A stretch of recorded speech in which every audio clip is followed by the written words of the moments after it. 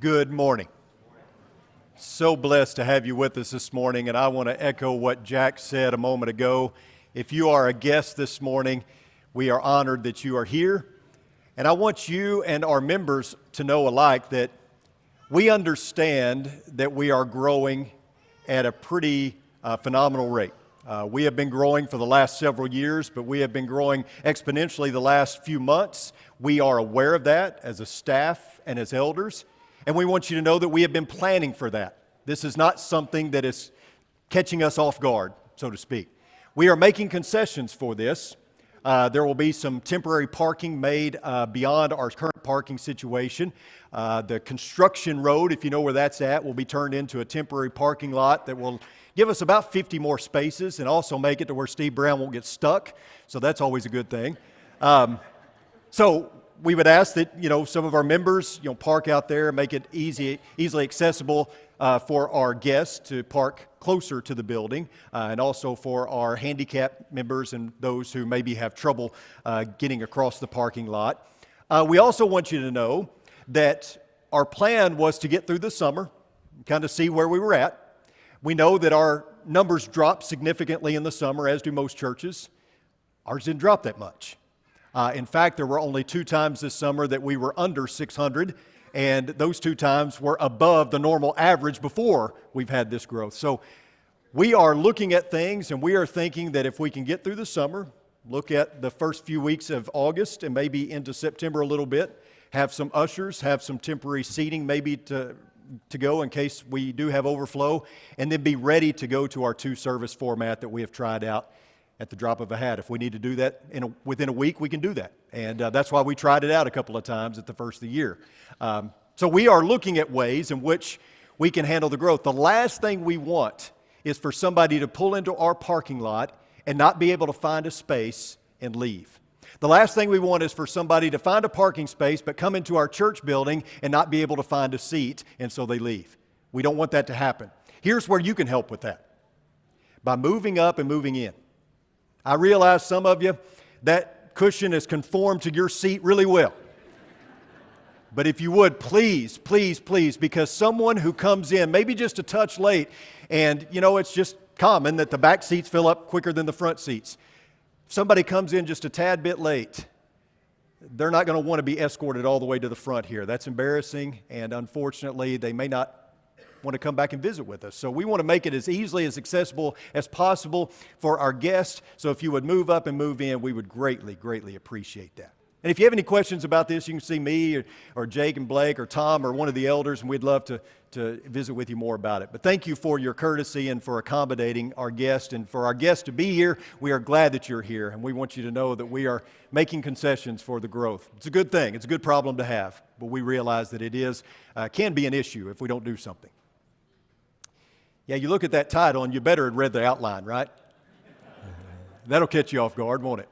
There are some subjects, there are certain topics that you as a Christian need to be more liberal at, and giving is one of them.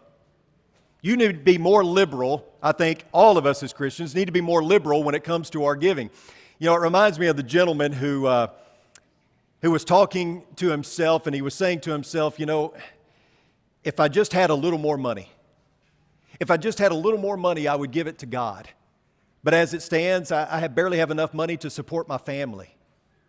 And he said, if I just had a little more time, I would give that time to God. But as it stands, I barely have time to get everything done in a day. I have to work and work and work just to make enough money to support my family. I just don't have any time. I wish I had a talent or a skill, but as it stands, I'm not good at anything. And God heard the man. And God felt pity for the man. And God gave the man more money, more time, and more talents. And God waited. And he waited. And he waited. And the man did nothing. And so God took it all back. And sometime later the man said, if I just had some of that money back, I would give it to God.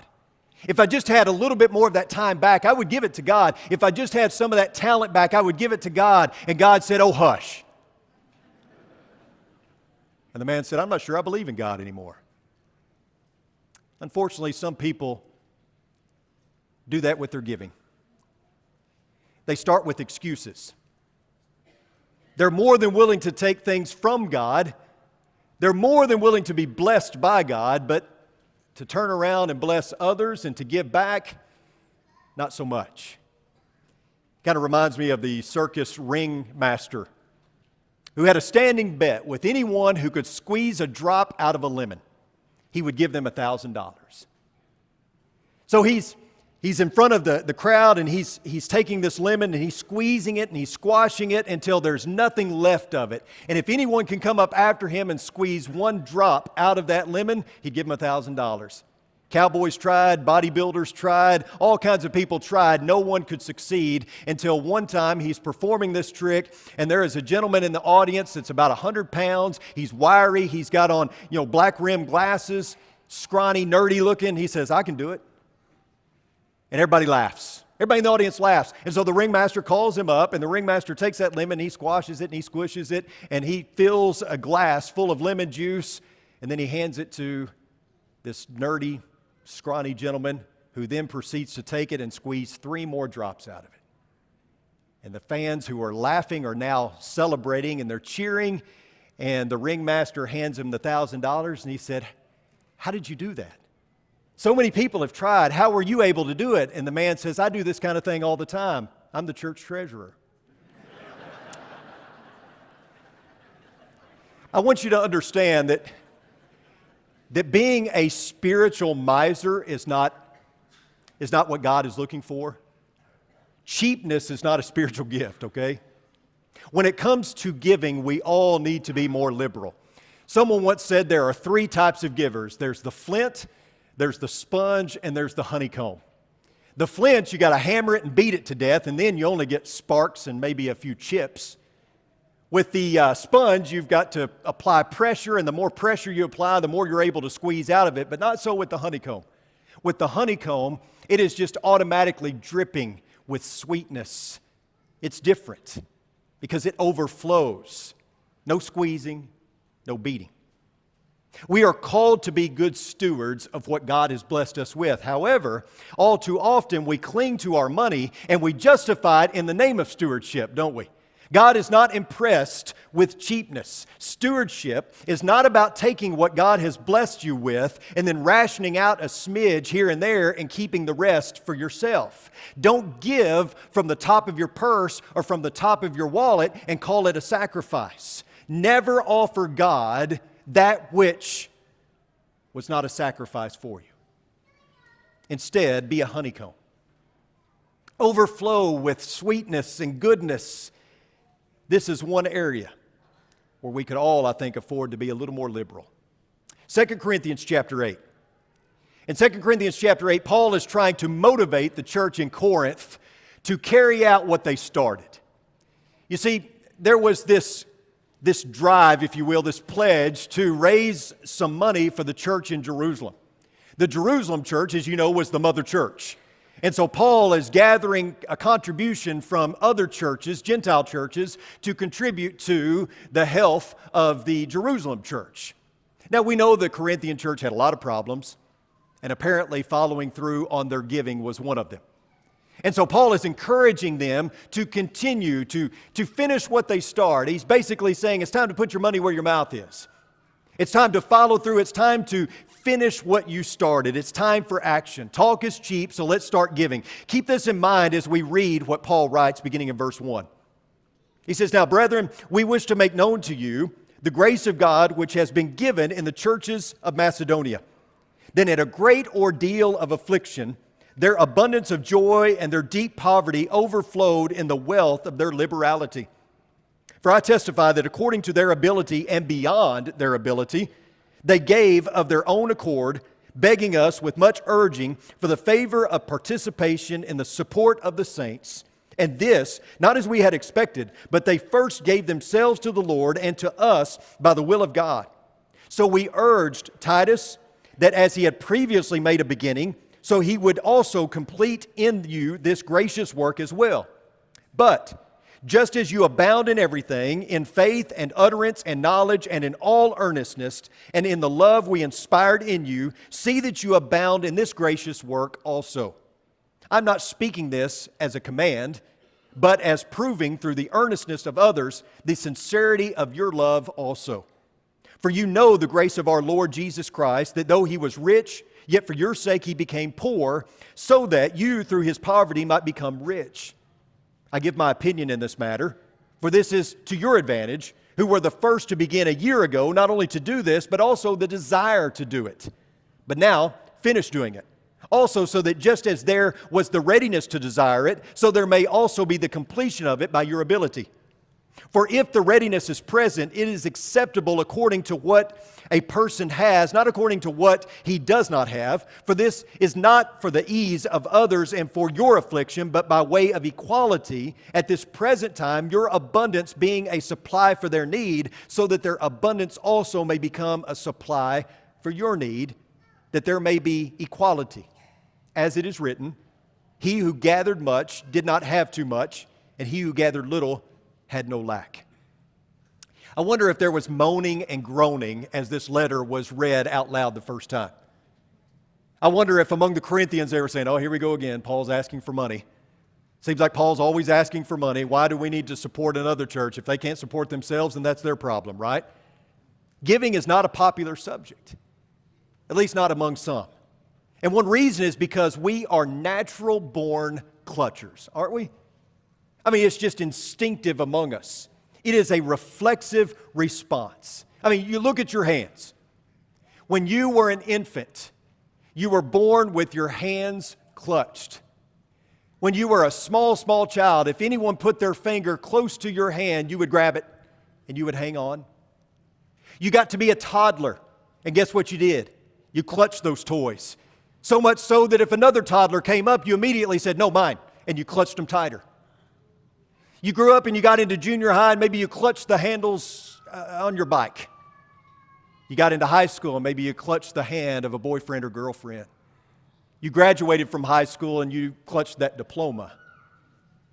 You got into adulthood, and you graduated from college, and you clutched that diploma, and then you clutched the bottom rung of the ladder.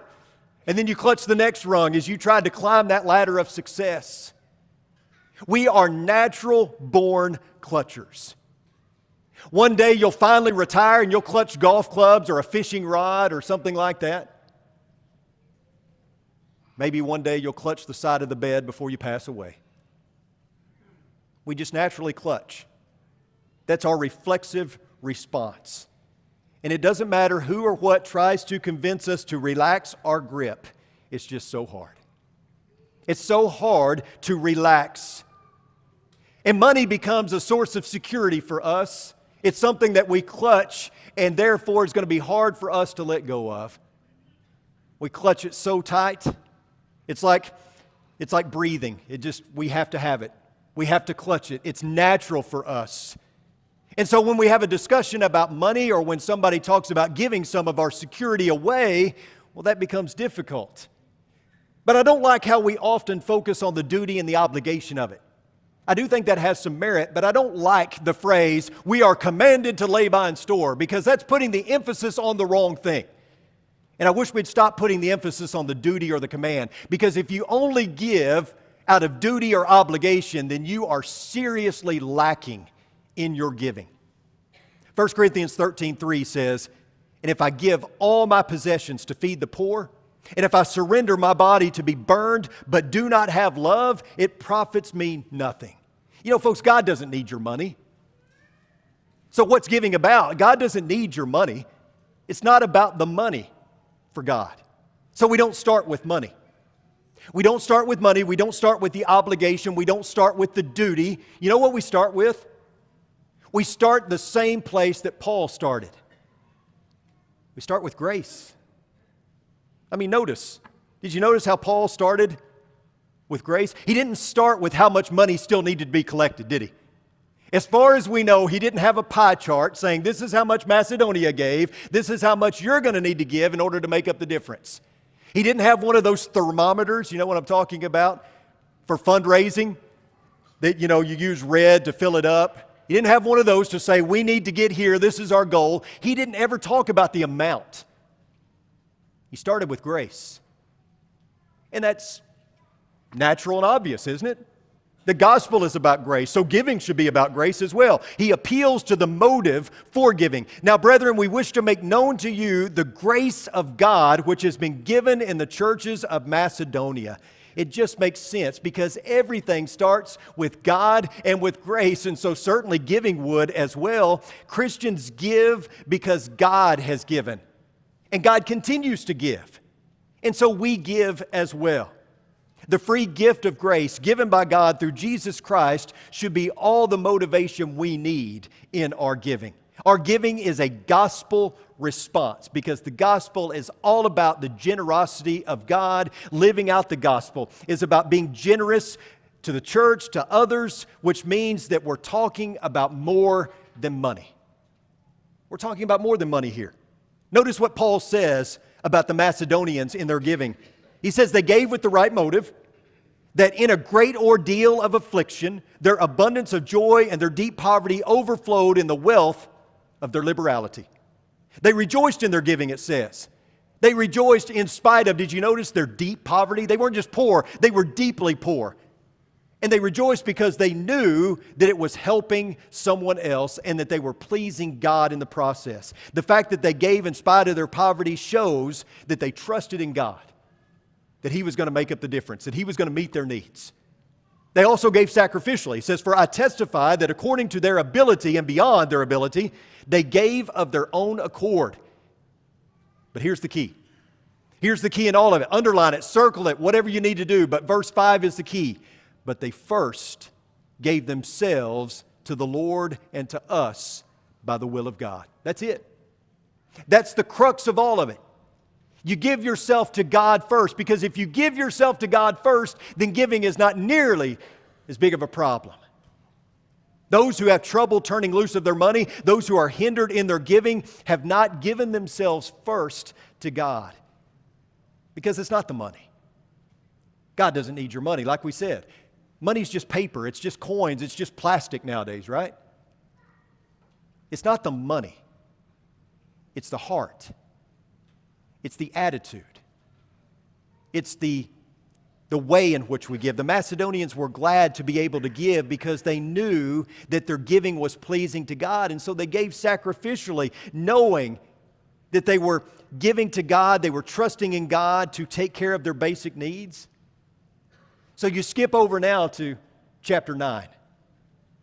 And in chapter 9, verses 6 through 8, where Jack read from a moment ago, it says this: "Now this I say, he who sows sparingly will also reap sparingly, and he who sows bountifully will also reap bountifully.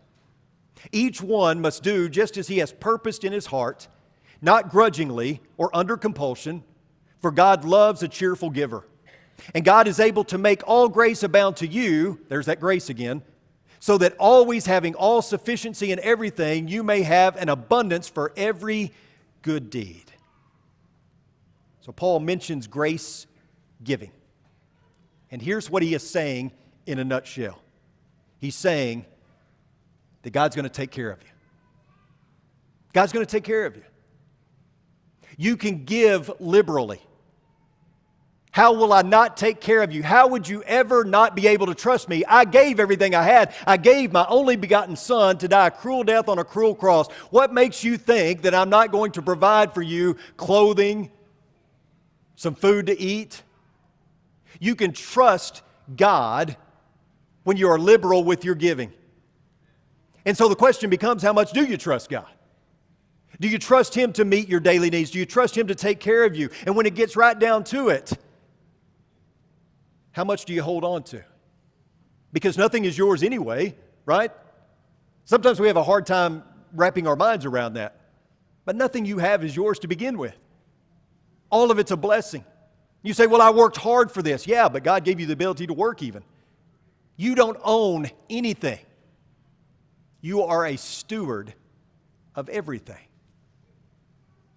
You're not a steward, you're not an owner. You're a steward. And it's only by the grace of God that you have anything. And therefore, your giving should be an act of grace. I want you to notice Paul's focus when it came to the Corinthians giving. And notice that he's not trying to incite a competition here. He's not trying to say, hey, the Macedonians over here gave this much. You need to give a little bit more if you want to beat them.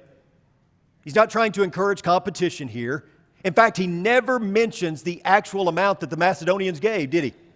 Instead, he focuses somewhere else, doesn't he? He focuses on attitude. He focuses on the spirit behind the giving. The first question that we ask when it comes to our giving is what? Well, how much? I mean, that's always our first question. Paul doesn't focus there. In fact, you can't do a sermon on giving without looking at Mark chapter 12, can you? Go over to Mark chapter 12. This tells us a little bit about giving and the amount. So here we have this poor widow woman who gives the 2 mites, and it says, and he, Jesus, sat down opposite the treasury, and he began observing how the people were putting money into the treasury, and many rich people were putting in large sums. A poor widow came and put in 2 small copper coins, which amount to a cent. Calling his disciples to him, he said to them, truly I say to you, this poor widow put in more than all the contributors to the treasury, for they all put in out of their surplus, but she, out of her poverty, put in all she owned, all she had to live on. Now, the first thing I think you notice there that's a little bit scary is that Jesus observed their giving. Do you think he observes our giving today? I don't see why not. So he observes their giving. And what's he observing? What's he looking for? Is he looking for how much each person put in? Doesn't seem to be the case, because there were many people who came in and brought a whole lot more money to put in to the temple treasury than this woman. I mean, compared to all the others who dropped their money in, this woman's contribution was minuscule. And yet Jesus tells his disciples, that's your example. That's the one you look to. Why?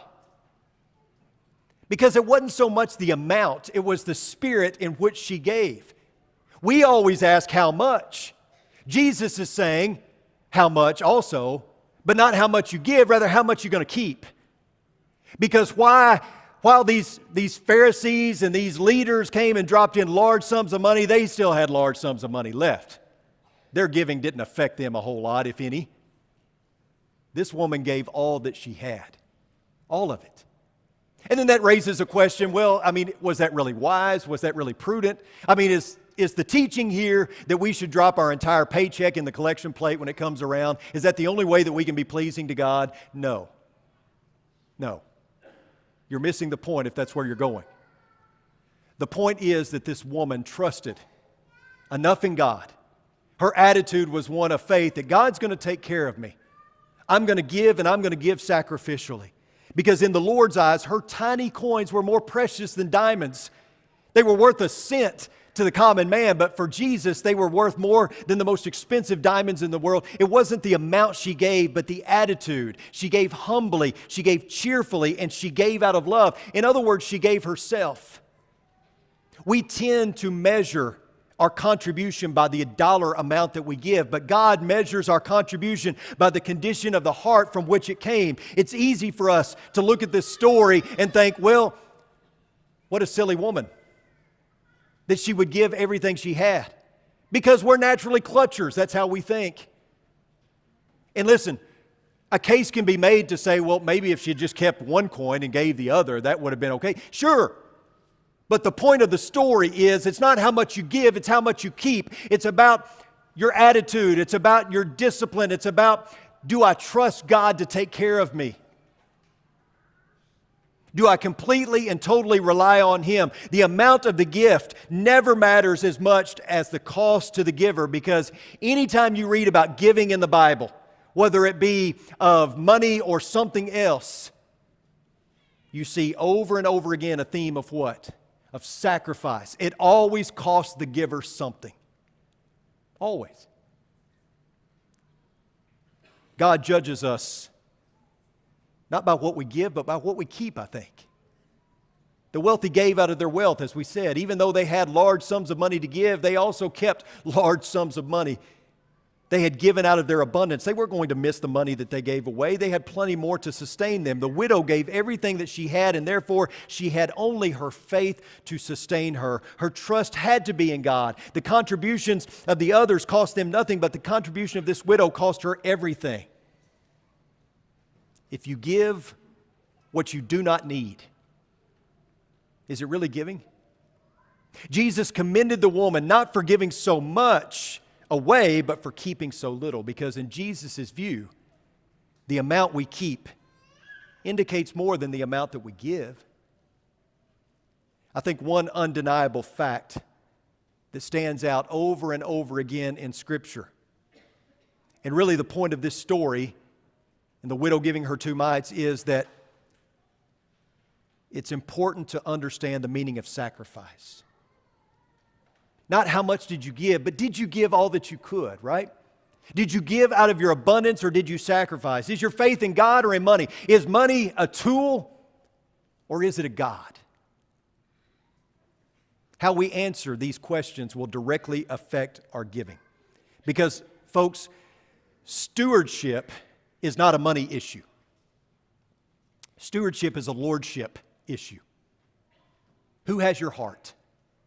That's what it all boils down to. Waylon Pendergast got drunk one night and was walking home and committed a spur-of-the-moment robbery. A very inebriated Waylon Pendergast broke into an upstairs bedroom of a home and filled a suitcase full of valuable possessions and set the house on fire to cover his tracks. And as he set out walking home, he turned the corner to go down his street where he lived, and he noticed fire engines in front of his house. And then it hit him. He had broken into his own house. He had stolen his own stuff and set his own house on fire. True story. When he sobered up, reporters asked him, "Why did you do it?" And all he could respond with is, "I never knew I had so many valuable possessions." You know, we take so many things for granted because we have so many things to take for granted, don't we? We have been blessed beyond measure, and so we tend to take some things for granted. Like it or not, many have ascribed divine attributes to money and the things that money can buy. We find our self-worth in our net worth. And we look to money to provide us security, significance, and self-worth. We look to our money to provide us with satisfaction. We look to our money to provide us things that God wants to provide for us. We look to fill the hole in our heart with money and the things that money can buy, when that hole in your heart is a God-shaped hole. And so we turn to money and we treat it like deity, when all the while God is sitting over here saying, "I want to provide that for you." You know, we talk about our blessings and we talk about having the blessing of money and the things that money can buy, but understand that blessing may also be a test. You may be blessed with these things to see how you're going to handle them, right? You know, we call this cirrhosis of the giver. You've probably heard of this malady. It's an acute condition that renders the patient's hands immobile when he or she is called to move them in the direction of their wallet or purse. This strange malady is clinically unobservable in certain surroundings like golf courses, casinos, or restaurants. And the symptoms include sudden paralysis or an inability to reach for your wallet when the offering plate gets passed, sweating and internal feelings of anger when the preacher starts talking about money, nausea and lightheadedness when considering turning loose of a portion of your money. Cirrhosis of the giver. Do you suffer from it? Think of an example like this. I know many of you probably haven't done this, but play along. Let's say your son or daughter turns 16 and you buy them a brand new Corvette. Brand new, wrapped in a bow and everything. Sounds nice, right? But you walk outside with your son or daughter, they're blindfolded, you remove the blindfold, and there it is, sitting in the driveway, a brand new Corvette, and they're ecstatic, they're jumping up and down, they're kissing you all over, hugging your neck. You give them the keys and they get in, they drive off.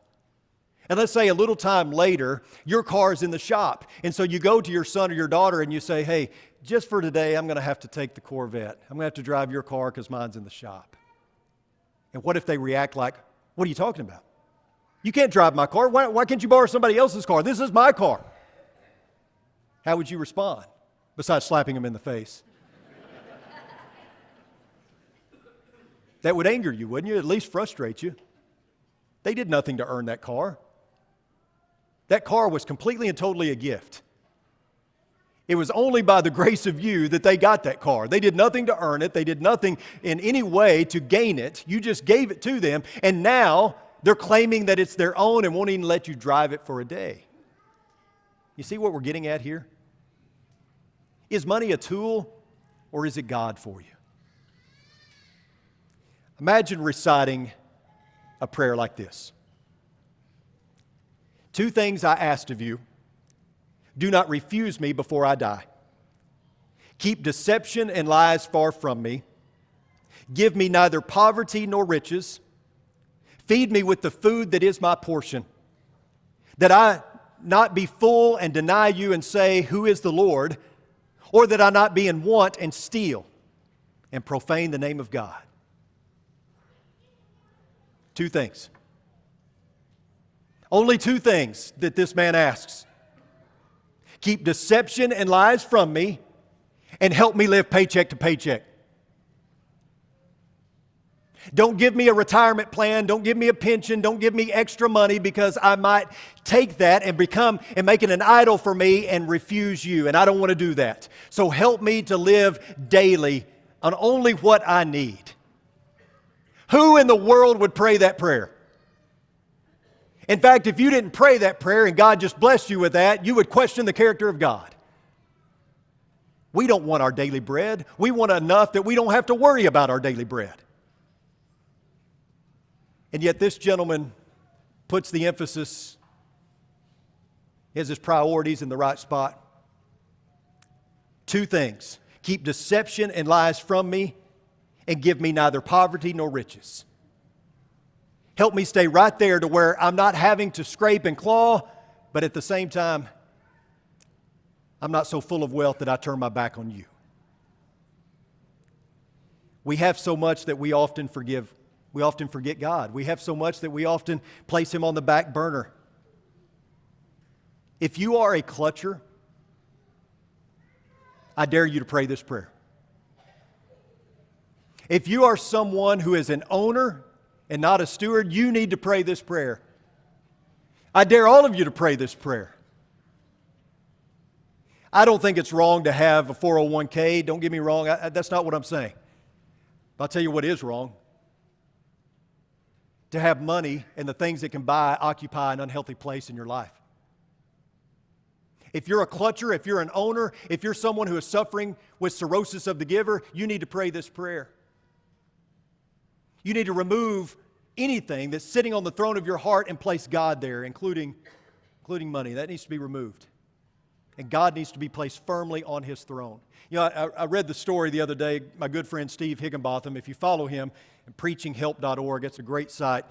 But he puts these little devotionals on there, and he was talking about a little girl in his church that she had 2 coins she was so eager to drop in the collection plate.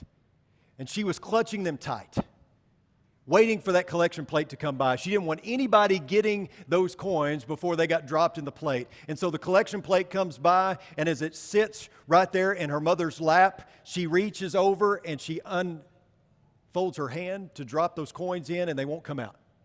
I guess she was holding them so tight they stuck to her palm. And so she had to pry them from her hands, and they dropped in the collection plate. And then she handed the plate to the usher, and she said, "Thank you." We don't typically say thank you when we give, right? In fact, I don't know about you, but I get upset a little bit. I get a little bit frustrated when I go to a convenience store somewhere, and I give them money and everything, and I say thank you, and they don't say thank you back. I shouldn't have said thank you anyway. I'm the patron here. You should be thanking me, right? Why do we thank people for our giving? Well, I don't know, but we should be thanking God for the opportunity to give. It seems so abnormal. It seems so out of step with our world, but we need to be thanking God for just the opportunity to give.